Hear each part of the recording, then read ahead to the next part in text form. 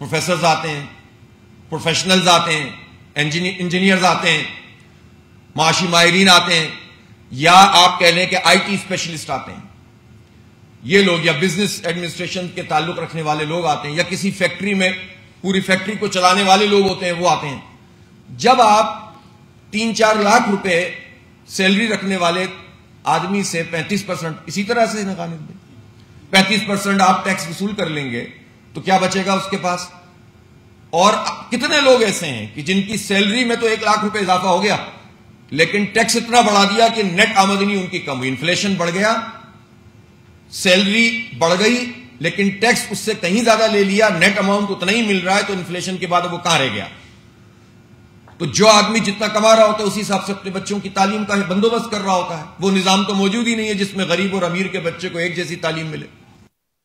یہاں تو تعلیم بھی خریدنی پڑتی ہے، کموڈیٹی بنا دیا ظالموں نے، جو کہ کسی بھی صحیح جینوئن گراؤنڈ پہ جو ریاست ہو اس میں تعلیم اگر کموڈیٹی ہو ہی نہیں سکتی. ہماری 1400 سال کی رچ ہسٹری ہے جس میں امیر، مڈل کلاس، غریب سب کو ایک جیسی، ایک معیار کی تعلیم ملتی تھی، لیکن چونکہ اب خریدنی پڑتی ہے تو اپنے بچوں کے مستقبل کے لیے لوگ اسی حساب سے خرچہ کرتے ہیں، اسی حساب سے ان کا رہن سہن ہوتا ہے. تو کون پھنس رہا ہے؟ غریب تو مر ہی رہا ہے 40-42%. 10 کروڑ لوگ تو غربت کی لکیر سے نیچے زندگی گزار رہے ہیں، لیکن جو مڈل کلاس، جو کسی بھی ملک کو چلانے والا طبقہ ہوتا ہے، وہ ریڈیوس ہوتا چلا جا رہا ہے، اسکویز ہوتا چلا جا رہا ہے، اور وہ تیزی سے غربت کی طرف جا رہا ہے.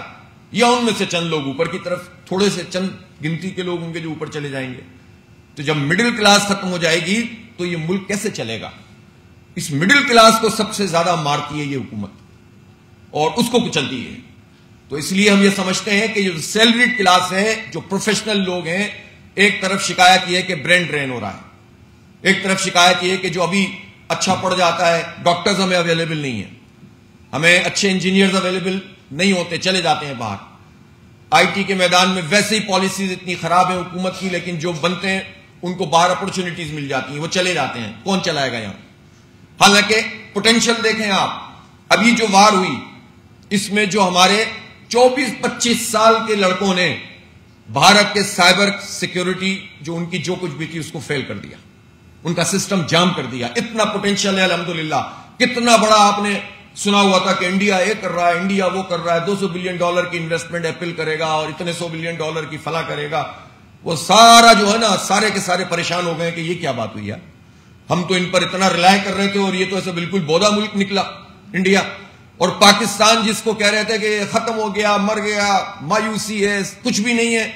ان حالات میں بھی ایسے لوگ موجود ہیں الحمدللہ. یہ پوٹینشیل، یہ ہیومن ریسورس موجود ہے ہمارا جو بہت بڑا کام کر سکتا ہے. لیکن جب آپ اسے پڑھائیں گے ہی نہیں، جب آپ اسے ایجوکیشن دیں گے ہی نہیں، جب آپ اس کے راستے میں رکاوٹیں ڈال دیں گے تو لوگ کیسے آگے بڑھیں گے؟ اس لیے یہ جو مڈل کلاس لوگوں کے ساتھ ہو رہا ہے یہ کسی بھی صورت میں قابل قبول نہیں ہے. ریوائز ہونا چاہیے پورا کا پورا. یہ تنخواہ دار لوگوں کے اوپر جو ٹیکس کا پورا انہوں نے جھنڈا لگایا ہوا ہے، زبردستی وصول کرنے والا بھتا ہی ہے نا. یہ بیچارہ کیا کرے آدمی. اب اس کے نتیجے میں کیا ہوتا ہے؟ جو پرائیویٹ سیکٹر میں لوگ کام کرتے ہیں وہ سیلری کو 2 حصوں میں توڑ دیتے ہیں. پھر فارمل اور انفارمل اکانومی شروع ہو جاتی ہے. پھر کیا کریں لوگ؟ نقصان تو ملک کا ہی ہوتا ہے نا. پالیسی آپ کی، نقصان ہمارا، پورے ملک کا، سب بھگتتے ہیں پھر اس کو. اس لیے یہ تنخواہ دار لوگوں کا ٹیکس کم ہونا چاہیے. اسی طرح IMF تو ان سے یہ بھی کہتا ہے کہ اپنی مراعات کم کرو. تو گاڑی تو کوئی چھوٹی کرنے کے لیے تیار نہیں ہے. ہم نے کتنی مرتبہ کہا بھائی 1300 cc کی گاڑی بھی ایک گاڑی ہوتی ہے. پرائیویٹ آپ 4000 cc کی رکھو بھائی، مرضی آپ کی، لیکن سرکار کی گاڑی تو چھوٹی کرو. تو یہ جتنے بڑے بڑے بیوروکریٹ، ایک ایک گاڑی، 2 گاڑیوں سے بھی ان کا پیٹ نہیں بھرتا.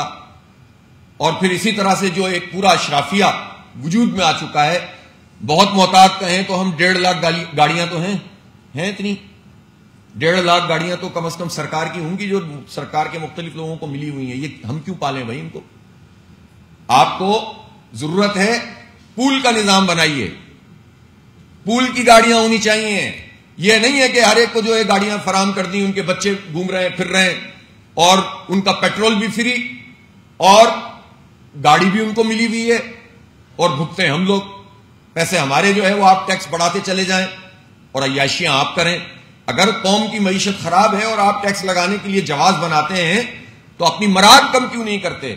تو یہ حکمران طبقہ اپنی مراعات کم کرنے کے لیے تیار نہیں ہے، اس کو مجبور کرنا پڑے گا، آواز اٹھانی پڑے گی، ان کا گھیراؤ کرنا پڑے گا، تب جا کے یہ پیچھے ہٹیں گے، ورنہ ان حالات میں یہ پیچھے ہٹنے کے لیے تیار نہیں ہے۔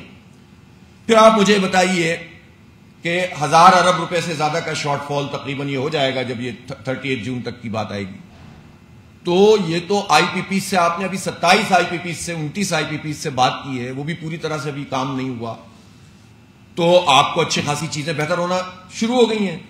اگر یہ 100 سے زائد آئی پی پی سے آپ اپنے معاہدوں کو ریوائز کر لیں تو بجلی کی قیمت کو اگر آپ آدھی کر دیں، ٹیکسز میں سے ختم کر دیں، تو کتنی بڑی ایکٹیویٹی ہے جو پورے ملک میں چلنا شروع ہو جائے گی۔ لیکن یہ کام اس تیزی سے نہیں ہو رہا جس طرح سے ہونا چاہیے۔ کہتے ہیں کہ وہ باہر چلے جائیں، کوئی پاکستان میں کون ایسا فن خان ہے جس کے معاملات اتنے سیدھے ہیں کہ پاکستانی گورنمنٹ اس سے بلیک میل ہو جائے گی؟ ہے کوئی؟ مجھے تو نہیں پتا یہاں پر کوئی گروپ بھی ایسا ہوگا۔ اتنے دھندے کیے ہوئے ان ساروں کے ساروں نے اور اتنا مال کما چکے ہیں یہ، سوائے اس کے کہ گورنمنٹ کے وہ لوگ کے جو ڈیل کر رہے ہوتے ہیں وہ خود کرپٹ ہوتے ہیں اور اس مافیا سے ملے ہوئے ہوتے ہیں، اس کی وجہ سے ان کی ہمت بنتی ہے۔ ورنہ پاکستان میں مجھے گارنٹی سے کہتا ہوں کسی آئی پی پی کا کوئی بھی فرد ایسا نہیں ہے جو گورنمنٹ کو بلیک میل کر سکے، اس لیے کہ سب کے حساب کتاب معلوم ہے ہمیں۔ تو آپ بات کیجئے عوام کے مفاد میں، اپنی ذات کے لیے نہیں بات کریں، ریوائز کریں اس سارے پیکج کو، جو فرسودہ پلانٹ ہے ختم کریں، جن کے پیسے کیپیسٹی چارجز کے نام پر پوری قوم ادا کر رہی ہے 1.5-2 ہزار ارب روپے، وہ ختم ہو۔ پھر ان کو ٹیکس بھی نہیں ہے، ہم سے ٹیکس لے رہے ہو، آئی پی پیز ٹیکس نہیں دیتے، وہ آف شور بنے ہوئے ہیں، وہاں رجسٹر کرا کر آ گئے ہیں، ہمیں اس کا ٹیکس بھی نہیں ملتا اور تنخواہ دار آدمی کو نچوڑے چلے جاتے ہیں۔ تو سینکڑوں ہزاروں ارب روپے انکم ٹیکس کے کھا جاتی ہیں یہ آئی پی پیز، اس کیپیسٹی پیمنٹ کے علاوہ جو ان کو مل رہی ہے، اور سفر کر رہا ہے پاکستان کا عام آدمی۔ اس لیے یہ حکومت ہی کا کام ہے نا کہ وہ ان سے بات کرے اور چیزوں کو ٹھیک کرے، تو بجٹ پہ فرق پڑے گا۔ اور مجھے اتفاق ہے کہ یہ M N A M P A کا فنڈ زیرو ہونا چاہیے، کوئی کسی کا استحقاق، یہ رشوت ہے، رشوت، یہ کرپشن کا دھندا ہے، یہ فلور کراسنگ کے لیے رشوتیں دینا ہے۔ اس رشوت کو پاکستانی قوم کیوں برداشت کرے گی؟ جنون پی ایس ڈی پی ہونی چاہیے تاکہ ڈیولپمنٹ پراپر طریقے سے ہو سکے، جہاں ضرورت ہے وہاں پر ڈیولپمنٹ کی جائے، لیکن یہ ان لوگوں کو دے کر جس طرح سے ڈیولپمنٹ ہوتی ہے یہ رشوت ستانی کے علاوہ اور کچھ بھی نہیں ہے۔ تو یہ 1 2 3 4 کر کے چیزیں ہو سکتی ہیں جس کو آپ ایڈریس کر سکتے ہیں۔ اسی طرح سے کتنی چیزیں ایسی ہیں، مثلا میں آپ سے یہ کہوں کہ پاکستان میں جو اس وقت بحران ہے وہ یہ ہے کہ ایجوکیشن لوگوں کو نہیں مل رہی۔ 2.62 کروڑ تو حکومت نے آج سے 6 مہینے پہلے بتایا تھا، بلکہ اس سے بھی زیادہ پہلے۔ بچے ایسے ہیں جن کی عمریں 5 سے 16 سال ہیں اور وہ آؤٹ آف اسکول ہیں۔ 2.62 کروڑ چھوٹی تعداد تو نہیں ہے۔ پھر اس کے بعد کتنے ہیں جو پڑھ پاتے ہیں، آگے بڑھ پاتے ہیں؟ تو آپ کو پتہ چلنا چاہیے کہ صرف 57 لاکھ 58 لاکھ بچے ایسے ہیں جو ڈگری پروگرام میں موجود ہیں پورے پاکستان میں۔ انٹرمیڈیٹ پروگرام میں بھی اس سے بھی کم بچے موجود ہیں، تقریباً 26-27 لاکھ ہوں گے۔ تو میٹرک کر کے چھوڑنے والے، 5ویں کلاس کر کے چھوڑنے والے، اور اسی طرح سے یونیورسٹیوں کی شکل تک نہ دیکھنے والے۔ تو اس میں جو بہت سارے فیکٹرز ہیں، اس میں سے فیکٹر مہنگائی ہے۔ لوگ کیا کریں؟ بچے تعلیم حاصل کریں گے یا ماں باپ کا ہاتھ بانٹیں گے؟ اور پھر اس کے ساتھ ساتھ یہ مسئلہ ہے کہ وہ تعلیم اتنی مہنگی ہے۔ اب اس وقت آئی ٹی کی طرف نوجوانوں کا رجحان ہے، لیکن آئی ٹی ایجوکیشن میں چھوٹے سے چھوٹا جو پروگرام بھی ہے اس کی پر سیمسٹر فیس کم سے کم سرکار میں بھی لاکھ روپے کے قریب ہوتی ہے۔ غلط کہہ رہا ہوں تو مجھے بتائیے آپ۔ پھر درجہ بدرجہ جتنے زیادہ پیسے نچوڑ لو، پرائیویٹ سیکٹر جس طرح سے لے رہا ہے، تو لوگ غریب تو فارغ ہو گیا نا۔ جو 10 کروڑ انسان ہیں وہ تو اس دوڑ سے باہر، اور جو 15 رہ گئے ہیں ان میں سے کتنے جا سکتے ہیں اس میں؟ تو گویا آپ پاکستان کی 80% آبادی کو تو اس ریس میں شامل ہی نہیں کر رہے جو تعلیم کی ریس ہے، اور جو موجود ہیں ان کے لیے بھی راستے پھر بند ہو جاتے ہیں تو باہر چلے جاتے ہیں۔ تو بچتا کیا ہے ہمارے پاس؟ اب میں آپ سے اگر یہ شیئر کروں کہ جو آئی ٹی ایجوکیشن ہے اس میں جو گریجویٹ نکل رہے ہیں سب ملا کے وہ 43,000 ہیں، 43,000، اور یہ تقریباً 2,62,000 یا 65,000 بچے ہیں جو اس وقت آئی ٹی کی گریجویشن کی یا آپ بی ایس پروگرام جسے آپ کہتے ہیں اس میں تعلیم حاصل کر رہے ہیں۔ آپ یقین کریں، میں نے ذرا ہلکی سی کیلکولیشن کی ہے 2 لاکھ روپے فی بچہ بھی آپ لگا لینا تو آپ تقریباً یہ 50-55 ارب روپے میں ان سب کو 100% فری کر دیں گے. اس سے آپ دیکھیں کتنی بڑی آپ کو اچیومنٹ ملے گی. اور جتنے یہ ہمارے 57-58 لاکھ یونیورسٹی کے بچے ہیں, ان کو آپ 100% ان کی فیس ختم کر دیں تب بھی ہمارا 500-600 ارب روپے سے زیادہ خرچہ نہیں آئے گا. تو یہ قوم کی اگر پرائرٹی ہوتی ہے تو پھر ایجوکیشن میں انویسٹ کیا جاتا ہے نا.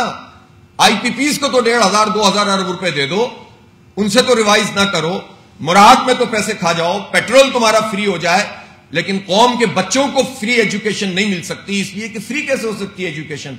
پڑھیں گے نہیں بچے اگر فری ہوگی. 1400 سال سے پڑھ رہے تھے, اب پڑھنا بند کر دیں گے.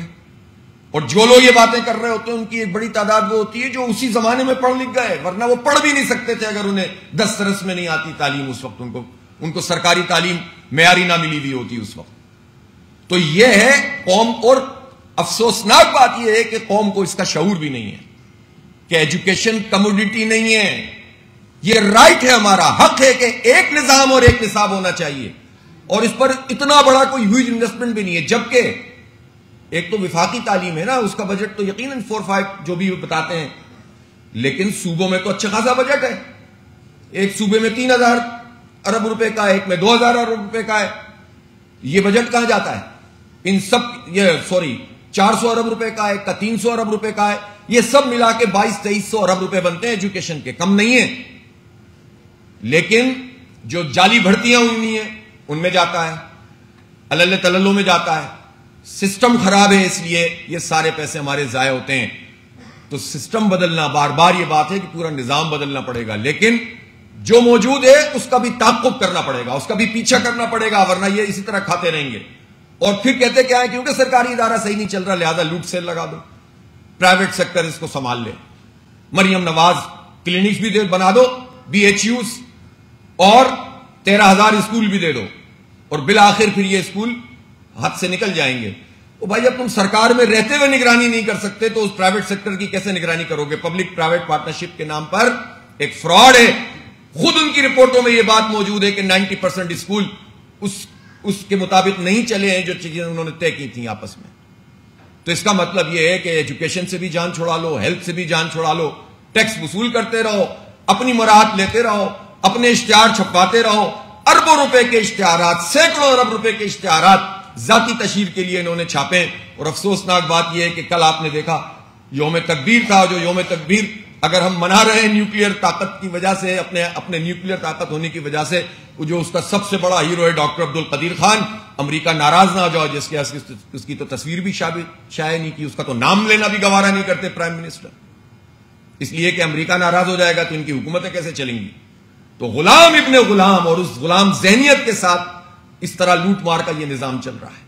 اس لیے آپ اپنے پیرامیٹرز میں بات کریں گے تو اس میں بھی ہمارے پاس چیزیں موجود ہیں, لیکن ہم یہ سمجھتے ہیں کہ اس پورے نظام کو مکمل طور پر تبدیل بھی کرنا ہوگا, اور وہ اسی طرح سے ہوگا کہ جب آپ زکوٰۃ کے اس نظام کو قائم کریں گے. ابھی 11% سود ہے. 11% سود میں اگر ہم کہتے ہیں کہ گریجولی جس طرح انہوں نے وعدہ کیا ہوا ہے, آئین نے لکھا ہوا ہے نا اب تو, کہ آپ 31 دسمبر 2027 تک ختم کر دیں گے, تو اگر آپ ختم کر رہے ہیں تو 11% کو کم از کم اس سال 6% اور 7% پہ تو لے کر آئے نا کم از کم, پھر اگلے سال اور کا ختم کریں. تو جب آپ 4% سود کم کریں گے تو اس کا مطلب یہ ہوا کہ آپ 8,000 ارب روپے بچائیں گے. کتنا ہے 1% پہ؟ 1% پہ 400 ارب. دیکھیں 50 آپ کا جو ہے نا اس وقت $80 ٹریلین قرضہ ہے دونوں ملا کے, جس میں سے 56 یا 55 جو ہے وہ آپ کا ڈومیسٹک ہے اور بقیہ 25 جو ہے وہ آپ کا باہر کا ہے. آپ باہر کا چھوڑ دیں تو 55 ارب روپے, 1000 ارب روپے پہ جو پرسنٹیج ہے 11% کے مطابق کتنا بنتا ہے؟ 5,500-6,000 ارب روپے بنتا ہے. اور اگر آپ 7% پہ جاتے ہیں یا 6% پہ جاتے ہیں تو یہ آدھا ہو جاتا ہے نا. تو قوم کو 2,000 ارب روپے کی کم از کم بچت ہو جائے گی نا.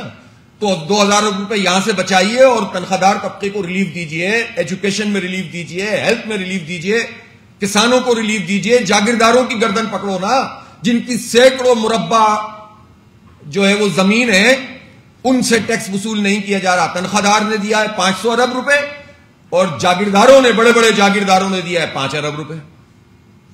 تو یہ کوئی نظام ہے؟ اور یہی جاگیردار جو بڑے ہیں, میں کاشتکار کی بات نہیں کر رہا چھوٹے, میں کسان کی بات نہیں کر رہا, میں 10-20 ایکڑ والے کی بات نہیں کر رہا, میں تو ان چند لوگوں کی بات کر رہا ہوں جنہوں نے پورا استحصال. وہی شوگر ملیں بناتے ہیں, وہی چینی امپورٹ کرتے ہیں, کک بیک لیتے ہیں, وہی ایکسپورٹ کرتے ہیں, کک بیک لیتے ہیں, انہی کی تمام تر چیزیں ہیں. تو یہ پانچوں گھی میں سر کڑھائی میں رکھ کر جس طرح لوٹ مار چل رہی ہے, تو اس طرح کیسے چلے گا؟ کسانوں پہ آپ لگاتے چلے جاؤ جتنا آپ, اور پھر دھوکہ دینے کے لیے کسان کارڈ, تعلیم کارڈ, صحت کارڈ. او بھائی کارڈوں کی ضرورت نہیں ہے, سسٹم صحیح ڈیولپ کیجئے. پچھلی مرتبہ گندم پہ انہوں نے جو مذاق کیا پوری قوم کے ساتھ, دھوکہ دیا, یعنی گورنمنٹ نے دھوکہ دیا, ریٹ طے کیا 4,000 روپے من کا, اور پھر اس سے پیچھے بھاگ گئی گورنمنٹ, اور اس کے نتیجے میں جو افراتفری ہوئی تو 7% ڈیفیشنسی ہو گئی. اب مسئلہ یہ ہے کہ اس مرتبہ بھی ریٹ پراپر نہیں ملا. اب کہتے ہیں ہم کارڈ دیں گے. بھائی کارڈ دینے سے کیا ہوگا؟ آپ جنرل پالیسی ٹھیک بنائیے تاکہ کسان کو کچھ ریلیف ملے, وہ آگے بڑھ سکے. دوائیں مہنگی, یعنی جتنا گندم بکی نہیں ہے اس سے زیادہ خرچہ ہو گیا ہے. تو پھر لوگ کیوں کریں گے اس طرح؟ پھر تو کنکریٹ کے جنگل بنیں گے نا, لوگ کہیں گے زمینیں بیچو اور ہاؤسنگ سوسائٹیوں کو دے دو, اسی سے DHS بنیں گی, پھر ماشاءاللہ مزے کریں گے سب لوگ, اور انوائرمنٹ کے بھی مسئلے بنیں گے, اور اس طرح سے برباد بھی ہوگی پوری قوم. تو یہ جو پالیسی ہوتی ہے, یہ جو سبسڈی ہوتی ہے, یہ نیشنل فوڈ پالیسی کی سبسڈی ہوتی ہے, دنیا بھر میں ہوتی ہے. گندم کی قیمت میں یہ نہیں دیکھا جاتا کہ یہ سبسڈی دے کر معیشت پہ بوجھ پڑے گا. یہ ہماری فوڈ سیکیورٹی کا ایشو ہے, یہ ہمیں دینا ہی دینا ہے. ایک فوڈ سیکیورٹی وہ ہے جو کسان کو دی جائے گی تاکہ وہ اگائے, تاکہ ہماری ضرورت پوری ہو, اور ایک سیکیورٹی وہ ہے کہ آپ اس کو انشور کریں گے کہ اس مہنگی گندم کی وجہ سے روٹی مہنگی نہ ہو جائے, وہاں بھی سبسڈی دینی پڑے گی. یہ 2 سبسڈی لازمی ہے. تو جہاں جہاں سبسڈیز ہونی چاہیے, یہ کہہ کر آپ جان نہیں چھڑا سکتے کہ IMF نے ہمیں منع کیا ہے. تو اپنی مراد کم کریں اور لوگوں کو ریلیف فراہم کریں, تو کچھ نہ کچھ لوگوں کے آنسو جو ہے وہ خوش کیے جا سکتے ہیں. لیکن میں ایک مرتبہ پھر آپ سب لوگوں سے یہی کہنا چاہتا ہوں, اور آپ کے توسط سے پوری قوم سے کہنا چاہتا ہوں کہ یہ نظام اب چلنے والا نہیں ہے. اس نظام کو بدلنا پڑے گا. اور اللہ تعالیٰ نے ہمیں جو سسٹم دیا ہے, سب سے پہلی بات تو یہ سمجھنا چاہیے کہ اسلام کے حوالے سے جو ہمارے ذہن میں یہ بات بٹھا دی گئی ہے کہ یہ چند ظاہری چیزوں کا نام ہے, چند عبادات کا نام ہے, صرف حلیے کا نام ہے, مظاہر کا نام ہے, تو وہ اسلام میں اس کا ایک چھوٹا پورشن ہے. اسلام سسٹم ہے, اسلام معیشت ہے, اسلام عدل ہے, انصاف ہے, اسلام سیاست ہے, ریاست ہے, اسلام سماجی انصاف ہے, اس کا ایک پورا سسٹم ہے. اور وہ سسٹم آج بھی یہ سارے مسئلے حل کر سکتا ہے. اور جدید دور سے اسلام ایسا نہیں ہوتا کہ وہ ہر چیز کو لا کر آپ کو گھوڑوں اور تلواروں کے دور میں لے جائے گا. تمدن کو سب سے زیادہ ٹھیک طریقے سے اگر کوئی ایڈریس کرتا ہے تو اسلام کا نظام کرتا ہے. اس لیے اعتماد پیدا کیجئے اس پر, پڑھیں, اس کے معاشی نظام کو پڑھیے, اور اس ماڈل کو اڈاپٹ کرنے کے لیے اس تحریک کا حصہ بنے کہ جو تحریک اس فرسودہ نظام کو ختم کرے, اور صرف ہمارے ملک سے نہیں ختم کرے, پوری دنیا سے اس کو ختم ہونا چاہیے.